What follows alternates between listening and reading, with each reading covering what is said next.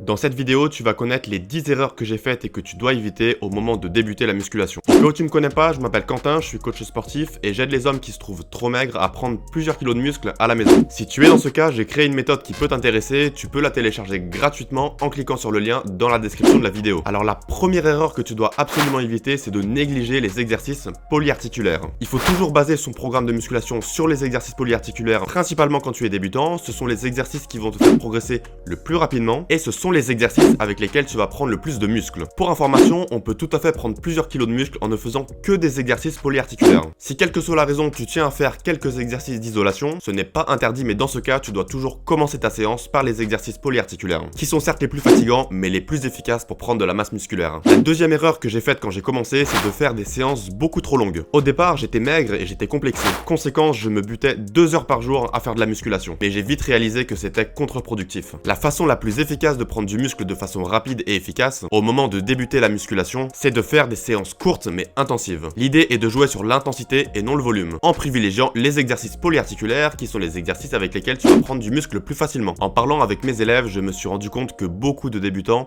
passaient plusieurs heures par jour à faire de la musculation. Et c'est une grosse erreur car cela signifie négliger ta récupération. Mais je vais revenir un peu plus tard dans la vidéo sur le thème de la récupération qui est essentiel pour prendre du muscle. La troisième erreur que je vais te donner et que j'ai faite quand j'ai débuté la musculation, c'est de faire des séances de muscu sans avoir un programme de musculation. Surtout quand tu maîtrises pas encore bien les exercices, faire régulièrement de la muscu sans programme, c'est un peu comme se déplacer dans une région que tu ne connais pas d'un point A à un point B sans GPS. Le programme de musculation va être ton guide. C'est ce qui va te permettre de commencer tes séances de musculation sans te prendre la tête, en sachant déjà les exercices que tu vas faire. Et pour information, dans la méthode que je propose pour prendre du muscle, je te donne toutes les armes dont tu as besoin pour prendre plusieurs kilos, dont un programme de musculation hyper précis. Dans un programme de musculation, tu vas retrouver bien sûr les exercices que tu vas faire chaque jour, le nombre de séances que tu vas faire chaque semaine, le nombre de séries, le nombre de répétitions et les temps de récupération. Bref, toutes les informations dont tu as besoin pour avoir le corps dont tu rêves. La quatrième erreur, qui est une erreur hyper grave et que j'avais tendance à faire quand j'ai débuté la musculation, c'est de négliger la technique d'exécution. Une mauvaise technique d'exécution, premièrement, en général, ça signifie limiter le recrutement musculaire. Par exemple, si tu veux travailler les biceps, tu vas avoir tendance à compenser avec les épaules ou avec le dos avec un mauvais mouvement. Conséquence, le travail des biceps est hyper limité. Et surtout, tu augmentes le risque de blessure. Dans des exercices comme le squat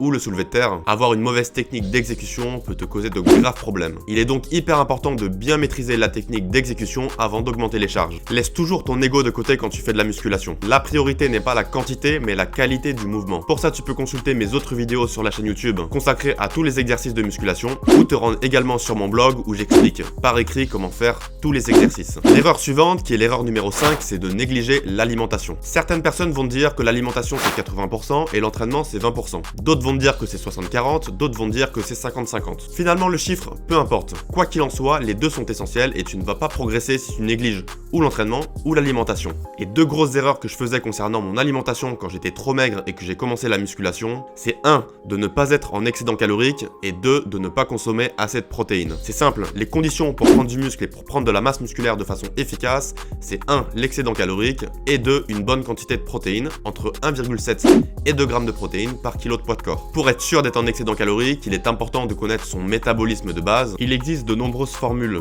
pour le calculer, comme la formule de Harris-Benedict, sachant que le chiffre qui sort reste un chiffre théorique que tu vas devoir adapter avec le temps en faisant des tests. Par exemple, mettons que tu obtiennes 2500 calories comme métabolisme de base. Pour être en excédent calorique, il faut donc consommer plus de 2500 calories par jour. Ça peut être 2800, ça peut être 3000, ça peut être 3200. Pour ça, il est très important de tout compter concernant les aliments que tu consommes. Donc premièrement, bien lire les étiquettes pour savoir le nombre de calories et le nombre de protéines contenues dans chaque aliment et peser ces aliments. Mais je vais y revenir dans l'erreur suivante. Ce sont les objectifs que tu dois te donner.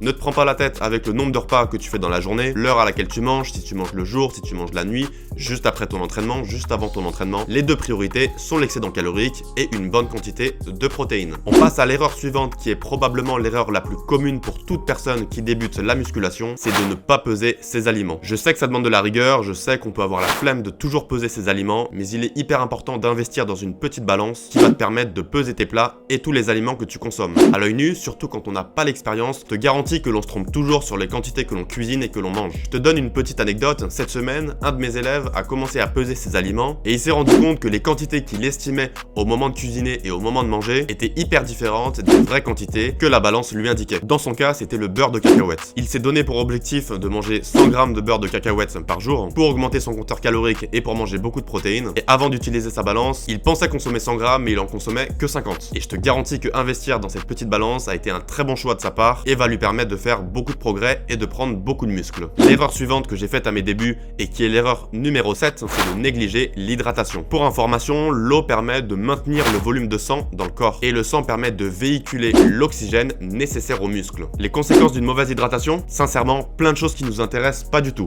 Diminution des performances sportives, gros risque de crampes et gros risque de blessures musculaires. Et je te garantis qu'en période de prise de masse musculaire, s'il y a bien une chose qu'on veut éviter, c'est de se blesser. Une blessure, ça dure souvent plusieurs semaines et en période de prise de masse, ça va complètement casser ta progression. Non seulement tu vas devoir arrêter de t'entraîner, mais en général, quand on est blessé et quand on arrête de faire du sport, on a tendance à manger beaucoup moins bien. Donc bois régulièrement. Ça signifie avant tes entraînements, pendant tes entraînements, après tes entraînements et en dehors de tes entraînements. L'erreur numéro 8 au moment de débuter la musculation, qui est une erreur que beaucoup de gens font, c'est de négliger l'échauffement et les assouplissements. L'échauffement permet d'échauffer les muscles et d'augmenter la température de ton corps. C'est ce qui va te permettre de travailler avec des charges lourdes, avec un organisme et des muscles prêts à se donner à 200%. Quant aux assouplissements, ils vont optimiser ta récupération et te faire gagner en mobilité. Inutile de passer des heures sur cette dimension, mais il ne faut pas la négliger. 5 à 10 minutes d'échauffement en début de séance, c'est largement suffisant, et des séances de 10 minutes d'étirement, c'est aussi largement suffisant. Pour information, il existe deux types d'étirements. Tu as les étirements traditionnels, qui sont les étirements statiques, qui consistent à se mettre dans une position où tu vas sentir étirer le muscle et de tenir la position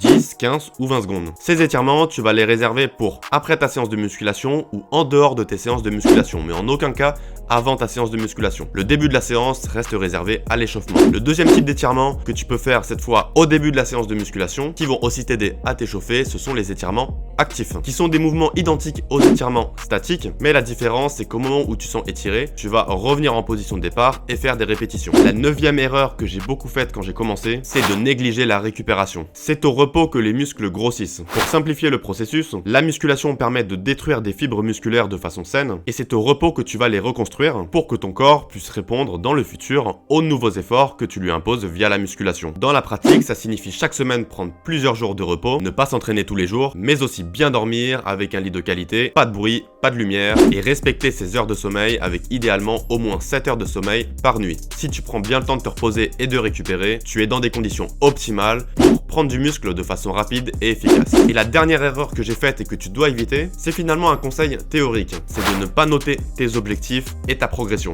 Beaucoup de mes élèves, au moment de commencer ma méthode, s'entraînent déjà depuis quelques mois. Et quand je leur demande quel est ton objectif et combien de kilos de muscles as-tu réussi à prendre depuis le départ, ils n'en ont absolument aucune idée. Et je te rassure, j'ai fait la même erreur quand j'ai commencé. La raison est qu'il est hyper important de tout mettre par écrit. Premièrement, pour savoir la façon dont tu progresses, en mettant par exemple par écrit ton poids chaque semaine, le nombre de répétitions que tu arrives à faire pour chaque exercice, les exercices qui te donnent les meilleures sensations, mais aussi bien connaître tes objectifs. C'est ce qui va te permettre de savoir où tu vas. Tu dois donc déjà connaître au moment de débuter la musculation ton objectif précis, par exemple le nombre de kilos de muscles que tu veux gagner. Cet objectif, tu dois le garder en tête et c'est ce qui va t'aider à garder la motivation. Je te rassure, on est des êtres humains. Parfois, on n'a pas envie de s'entraîner, parfois on a la flemme et parfois on a une baisse de motivation. Dans ces moments, tu vas pouvoir revoir toute la progression que tu as faite jusqu'à aujourd'hui et repenser à tes objectifs que tu es en train d'atteindre petit à petit. Car oui, la musculation, ça se joue beaucoup sur des conseils pratiques, l'entraînement, la façon de s'alimenter, la façon de récupérer, mais ça se joue beaucoup aussi dans la tête. Et il faut te mettre dans les conditions optimales pour pouvoir atteindre tes objectifs. Voilà pour les 10 erreurs que j'ai faites au moment de débuter la musculation. Surtout, n'hésite pas à tout mettre par écrit ou à revoir la vidéo pour être sûr que tu ne te retrouves pas dans le même cas. Si tu fais ces mêmes erreurs, tu vas perdre beaucoup de temps et tu vas accumuler beaucoup de frustration. Surtout, si tu as aimé la vidéo, lâche un gros pouce bleu, moi ça me fait super plaisir. Abonne-toi à la chaîne si tu veux recevoir plus de vidéos pour savoir comment prendre plusieurs kilos de muscles à la maison. Et dis-moi en commentaire quelle est l'erreur que tu as faite au moment de commencer la musculation. N'oublie pas qu'en lien en description de la vidéo, tu peux télécharger gratuitement ma méthode pour prendre plusieurs kilos de muscles à la maison. Et moi je te dis à très bientôt, bon entraînement, prends soin de toi, ciao.